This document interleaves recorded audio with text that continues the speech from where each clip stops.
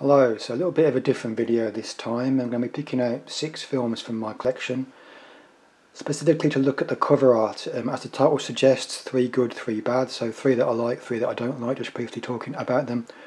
Just my opinions, of course, you might think differently, but let's get into it with what I consider to be the good pieces of cover art. I'm going to start with this one, Adam and Evil, quite a fairly little known film, more of an obscure one. I think it might actually have an alternative title, Scream If You Want to Die Faster, something like that. Quite a long title, but it might even sometimes be roughly thought of as being part of the Bloody Murder franchise, but it's not part of it. It's very much a stand-alone film, but anyway, the film itself not very good, I didn't like it, but like I say, we're talking about the cover art here, and I do like the cover art, really good I think. Obviously got this apple and snake design playing off the Garden of Eden kind of thing with the Adam and Evil title.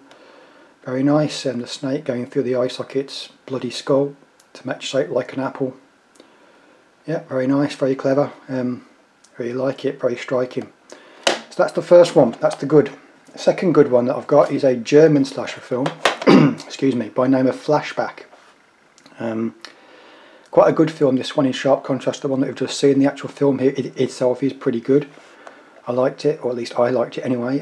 Obviously just my opinions again, but yeah, very colourful cover for this one. I like the way that the sort of figure of death with the killer in this film. I don't remember actually if he looks like this. I'm not sure if he actually has a mask, like a skull mask. I can't remember. It's been a while since I've seen it. I think he does have a sickle weapon, I should say. But I don't know whether the killer wears like a black cloak and a death mask and a skull death mask. I'm not sure, but anyway, the cover looks nice with I like the sharp contrast between the black of the killer and the orange sort of stormy sky background.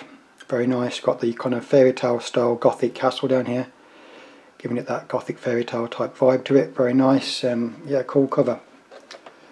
German one, good film. Seek it out if you've not seen it. Worth checking out. Last good one I'm going to bring in is Shrooms. Really like this cover art. Didn't like the film too much though. I've only seen it once, so maybe I have to give it a second chance at some point. But really nice cover art. Like what they're doing there, getting obviously the mushrooms into playing with the title and the theme of the film, but also making it look like a skull with the kind of silhouetted against the moon with some grass kind of surrounding it. Very nicely done. Again, like the Adam and Evil one, quite a clever design, nicely done, striking, stands out well, sells the film. So yeah, those are the 3 good. Now we're going to move on to what I don't like and 3 what I consider to be bad cover arts. So starting off with Luther the Geek. This is I think it's a British release from the Slasher Classics collection, so maybe it's got different cover art in the US, but I really don't like this very much. It's too busy for my liking. Got this weird kind of yellow tint to it as well that I don't really care for. Too much going on. Nothing really that stands out too much, maybe apart from, with the exception of that, there's not really anything that catches the eye. All kind of blends into a big mess for me, really. So I'm not really a fan of it. I think it does actually have alternative cover art, this particular version, if I can show you that. But I don't really like that either. It's kind of too dark and gloomy looking, kind of suiting a more like maybe sinister, like supernatural or violent kind of slasher film than what this one turns out to ultimately be. So I don't really think this suits it either. Maybe a bit better than the one which I've actually displayed with this one, but either way I think it's kind of bad. At least the cover art that you get with this particular version from the Slasher Classics collection. Next one is Death Screams. I do really like this film, and I actually like Luther the Geek as well, but like I say, we're talking about the cover art, not the actual film. But I do like Death Screams. I think it's actually getting a Blu-ray release pretty soon. This is an unofficial DVD, I think. I don't think it actually officially got released on DVD, at least not with this cover art. There is a British version of the DVD that I think might be official, but it's different to this, but still not very good.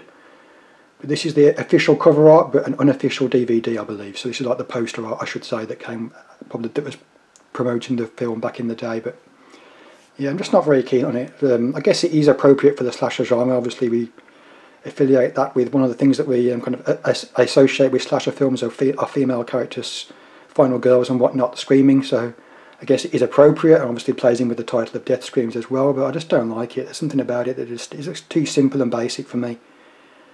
The woman doesn't really look like anyone from the film, it's just a random woman. I know you can't really see much of her, so maybe it's supposed to be someone from the film, but you just can't really tell because you could only see her face and not her hair and that kind of thing, but it's kind of shrouded in darkness around the edges, but it just doesn't do it for me. I can see people perhaps liking this one, maybe I'm in the minority in disliking it, but it's just not for me. But I do like the film. And the last one that I've got for this video is this obscure one from the late 90s, early 2000s, The Night Divides the Day. Not a very well known one, micro budget film.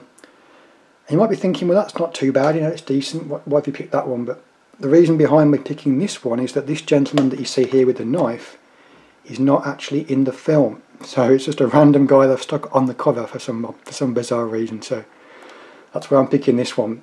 This just actually come with as part of the package here. You probably can't really tell, but it mentions it somewhere down here.